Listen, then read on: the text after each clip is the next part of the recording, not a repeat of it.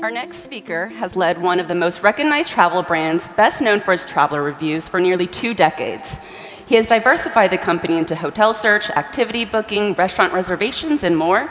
Please welcome the president and CEO of TripAdvisor, Steve Kaufer.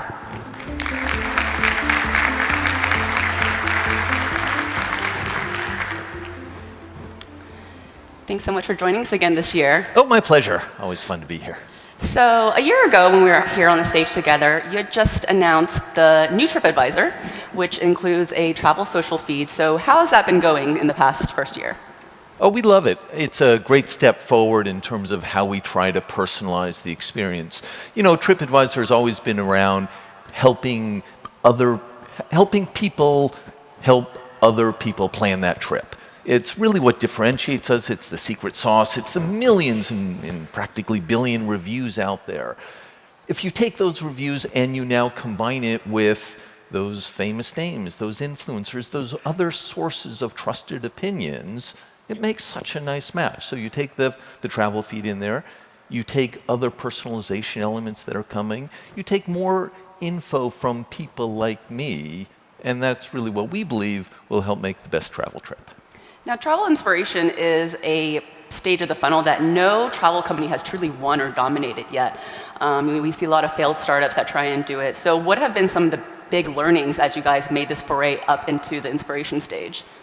It's really hard, and I've seen a number of companies really try to do an excellent job at inspiring travelers, but to have an economic model that just inspires and then say, hey, go off, finish the trip later, hasn't worked really for anyone. TripAdvisor's in a unique position because we can do the inspiration, we can have amazing pictures, video, and again, back to that social feed, reasons why I'd love to take that trip. I'd be inspired. And now we're not sending you somewhere else, we're actually helping you plan the trip. You click the little heart icon and you save into an itinerary all the different things that you want to do. You're looking at where you're going to stay, you're going to look at the fun things to do, and you're going to be inspired by all the different pieces of content. As we help you through that travel planning process, we're there to guide you, and we want to do more when you're in destination, taking that trip with you, etc. So as you see, it's the whole picture that really makes inspiration come to life. Now, when you first launched the travel feed, content from brands, right? You didn't have positions for sponsored content or ads yet. So is that still the case now? It's not really, it never was the focus. We weren't trying to build the Facebook or the Twitter of travel. We were trying to help travelers. At the end of the day, looking for that juicy, that inspiring bit of content that could really help make or break this particular trip. So we look at it from the point of view of if that content is what we think is the most relevant to you, the travel planner at that moment in time, that's what we want to put there. If we think a better recommendation for something to do, not from the social feed, but from other people like you or from our recommendation engine, that's what we want to put in front of you. Again, all to help that travel planning process. So are there paid spots then within the travel feed now? There might be, but I mean, it's so not a focus for ours. We have a fabulous media business. It's growing annually, and we expect it to double in the next 3 to 5 years. It's media for major advertisers, major brands, and actually this morning we just announced a TripAdvisor media manager. This will allow smaller brands, smaller companies to come onto the site by a particular audience looking to go to a particular destination, practically self-service. Again, it's the close to 500 million monthly eyeballs that we have on the site. People with high intent trying to figure out where to go, what to do when they get there, and that's really quite valuable to perhaps a whole bunch of people in the audience here. Yeah, and I know you guys have mentioned that media and advertising is going to be an important source of growth for you now that the hotel meta search growth has kind of slowed. So my question is it going to be difficult to maintain a good user experience when you have to focus so much on ads? Great question, not a problem for us. When we think about it, and you can look throughout our history, we've really done, we feel, a very good job focusing on the traveler. Helping that traveler figure out where they want to go, what they want to do, and all the different options. Now here's an opportunity for a travel brand, be it a hotel, a thing to do, a place to go, to say, hey, you should consider our destination or our property, especially with our dynamic ads where a hotel, for instance, can put our bubble rating right on the ad, a sign of, hey, it's not just a bit of marketing material, it's an opportunity to engage a traveler and pick my property, my attraction, my destination. There's so many great places to go, so many wonderful things to see if the ads are relevant, which on our site they are. If they are served in a timely and non-invasive manner, you don't have the things popping up taking over your screen. You have contextual, personalized advertising. That's the way, obviously it's the way we choose to do it. It's the way we think advertising works best. Great.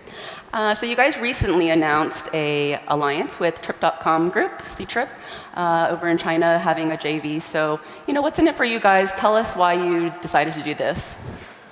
We think it's a great partnership. So we've been in China for quite a few years, and as you saw just a few minutes ago, the market in Asia in general, and China in particular, continues to grow by leaps and bounds. So many of these travelers are traveling for the first time, and then another set that are taking their first international trip, and another set that are becoming international travelers in general, repeat visits. We looked at our offering, and then we looked at what could our offering do with the assistance of another major player. And frankly, who better to pick in the marketplace than someone like Ctrip or Trip.com Group? Tremendous industry knowledge, the ability to look at the demand that's on both their sites and on TripAdvisor, craft a package that's really suitable for the outbound audience, and deliver that. We benefit from some of the supply. We benefit from a minority ownership in this joint venture. And it's, as many would say, partnership is a great way to tackle a market or to address an opportunity that may not be in our core wheelhouse. And as you mentioned, you've been in China for a number of years, almost a decade, right? And so you had a rebrand there a couple of years back as well. So why the JV route now? Well, if you wind back the clock, we started as, hey, let's replicate the TripAdvisor model in China, period, full stop. That didn't get enough traction to our liking, so we really focused on where we thought we could be unique, which was the outbound travel, leveraging our point of interest database, all the different things, and really did it quite well for a number of years. But you have to have fortitude, you have to have amazing content, you have to play by the rules that exist in China. And for us to achieve the next level, we could have kept going as we were, but to really achieve the next level, to have that shot at greatness in that marketplace, we felt partnership was the clear right way to do things. And there are several partners that we had considered. Mm-hmm. We thought Ctrip, obviously, given their strength or Trip.com Group, given their strength in the travel category, would be the perfect partner. And so they invested just north of $300 million or so, right? So is that a down payment for something bigger? Let's just say TripAdvisor, being a category of one in the travel ecosystem, close to 500 million unique users, 800 million reviews, that we, by an Oxford economics study, influence 10% of all global travel. It's just an incredible number. Ctrip, of course, or Trip.com Group, and perhaps others would look at TripAdvisor and say, ooh, this could be quite interesting as part of a bigger company. Yep. I don't think about that. I think about running TripAdvisor. Okay. I think about helping the next billion travelers, wherever they live, in all of our different categories of opportunity. Okay. So you have been very transparent with how Google has been impacting TripAdvisor's business as they, stuff their page more with ads and with their own travel products. So I like the way you phrased that, stuff their page more with ads. That's perfect. I'm going to use it. So, what can online travel companies do to, stay relevant and battle that slip in value as Google makes stronger moves into the space? A challenge for us, a challenge for many, many travel companies, a challenge for a whole lot of different companies in verticals completely different than travel. When you look at how they have stepped forward and said, look, anyone on Google should essentially stay on Google. It's more and more of the traffic. I'm a believer that that's a challenge for the internet ecosystem, period. People love Google as a search engine. Please stay a search engine. Help people find the best things that's out there. The competitive landscape, when it gets concentrated, just becomes a burden on innovation everywhere. What can TripAdvisor do about it? What can other companies? We have to build better products. We have to build and deliver the value proposition to travelers so that the next time you plan that trip, you'll come to direct to TripAdvisor, you'll open up our app. You won't start at any search engine, Google included. Looks like we have an audience question. Hey, Steve, thanks for being here. On your last earnings call, you talked about plans next year to reintroduce a completely new mobile app. Can you just give us a sense of what to expect and maybe what some of the driving principles are that you're thinking about as you redevelop the mobile app? Sure, great question. So when you think of our mobile app today, it looks reasonably similar in functionality and navigation to our desktop application and to our mobile web application. Yet when you think about travel in general, there's two rather distinct phases, at least. First, I'm planning the trip. Not too many people want to arrive and then figure out where they're going to stay. So there's how do I get there, where am I going to stay, and maybe some iconic things that I want to make sure I do when I get there. That's travel planning in advance. And then I arrive. And maybe I haven't selected all the places I'm going to eat. Maybe I have kept an afternoon free in order to experiment, to play. I still need, in the moment, to be able to figure out what's the best thing to do. Where do I want to eat? What type of food does my family wish to eat tonight? And what's the best restaurant near where I'm actually standing? And so we have a lot of that functionality already on the site or in the app, but is it convenient for an in-destination use case? And our answer is not nearly enough. So the app actually has to do double duty in terms of I download it and I use it as a travel planning tool. I create my itinerary, I put all the things I'm interested in it, and it's not a fully planned itinerary most of the time. I arrive in destination, and now how can I get everything that's contextual to where I am, to what I might want to do right now? Not availability 2 weeks out, but availability this afternoon. And bringing those things to the forefront with different navigation, we expect will deliver a much better app experience. Great. So I have one more question on Google. So back in 2010-ish, right, when Google was talking about buying ITA, there was an alliance that was formed, Fair Search, included you, a couple of the other big brands, Expedia, Kayak, where you guys lobbied together against this. Is this a good time to maybe rally back your old friends? Well, I say we do have a different landscape in terms of a political landscape now, both in the EU and in the US, looking at activities around the big tech companies and what they can do with the power that they have. I think that scrutiny is a great thing.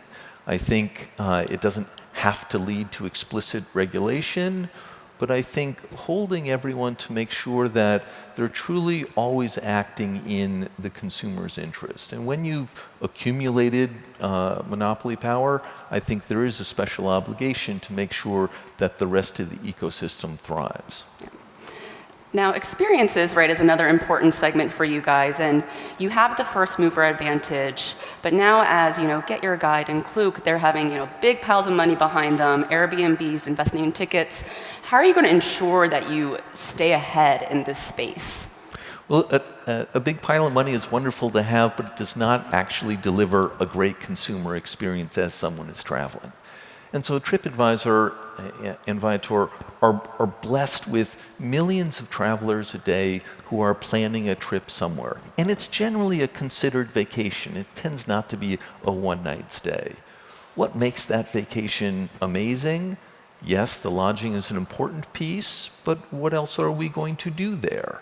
So having the footprint of supply that we have, adding the recommendations, the curation, the other ways that is certainly within our capabilities of being able to deliver that inspiring trip, that thing you really want to come home and rave about, that's what builds the loyalty we're looking for. That's what builds the desire for people, or the feeling that, of course, I had a great time on this trip. Thank you, TripAdvisor. Not the transaction. I actually bought the ticket. That's nice. That's some of the frictionless stuff you talk about. You need to have it, but the discovery and the actual adventure that you took, that's what makes the memories, and that's what we're aiming for. And how are you helping the travelers discover what they should be doing, right? So with activities, one of the hardest things is that we are really plagued by choice, right, in this segment. So aside from, yes, making things digital and bookable online is great, but beyond spitting out a laundry list of potential things in a single city, like what are you doing to help them identify this is what's for me? Great question. And I'd say we're in early innings in being able to do a good job at that. When I'm a traveler and I'm using TripAdvisor and I see all the things, I do feel like I have a lot of choice, yay, but I wish it was easier. I wish TripAdvisor or any site knew me a bit better, and I wish the experiences, the ways I could form my days were sort of better advised, better recommended, so that I could enjoy the actual activity even more than I enjoy the planning. And I like to plan, I like to figure out what I want to do, but I, of course, don't need to wade through all the other products that I'm not interested in. And frankly, I'm willing to tell a site, TripAdvisor, a bit about what I'm looking for in order to get better results. If I can get those results, and I make that happy trip, and my family's happy, then I'm good to go. So, Alice, we've got a question on Slido for Steve. Mafengo is often called the TripAdvisor of China. How do you respond to that? I'd say the joint venture is one way that we have responded to that. Mafeng was a very good company. They have a fair amount of traffic. They have a lot of content. They are certainly respected. On the other hand, TripAdvisor with Trip.com Group brings the ability to not only talk about where to go, not only the trust factor that you get from 800 million opinions on things all around the world, but also the security of being able to finish the transaction, buy it on TripAdvisor.cn or on the Ctrip or Trip.com or any of our collective sites. So I think it's early days still in the travel landscape in China. We found a fantastic partner, and so I think we'll do quite well there. So TripAdvisor, you guys are celebrating your 20th birthday next year in 2020. Did you plan that when you founded this company? And so, you're one of the last remaining from that early wave of online travel that has remained CEO of the company that he founded. So how do you continue to innovate and inspire and stay motivated through all these changing times? A great challenge. And I do think TripAdvisor has done a good job innovating, trying new things, building out new pieces. Some work better than others. That's just an aspect of being in the travel space and being willing to take risks. Of course, I wish all the things that we've tried had worked beautifully, but I don't regret, even with the benefit of hindsight, giving the things a go. We have tremendous assets at our disposal in terms of the cash flow, in terms of points of interest, in terms of traffic, in terms of supply, in terms of trust of travelers. How do we better use that to deliver on that end story? I'm still here because we haven't solved that problem. We're not anywhere near the point of optimizing a flow of something and getting an extra point or two out. Us and so many other companies in this room are clearly innovating in ways to help generate the type of travel excitement that we've seen in the past 20 years going forward for 20 more. Awesome. Thank you so much for joining us on stage again this year. Ladies and gentlemen, Steve Kaufer. My pleasure. Thank you all.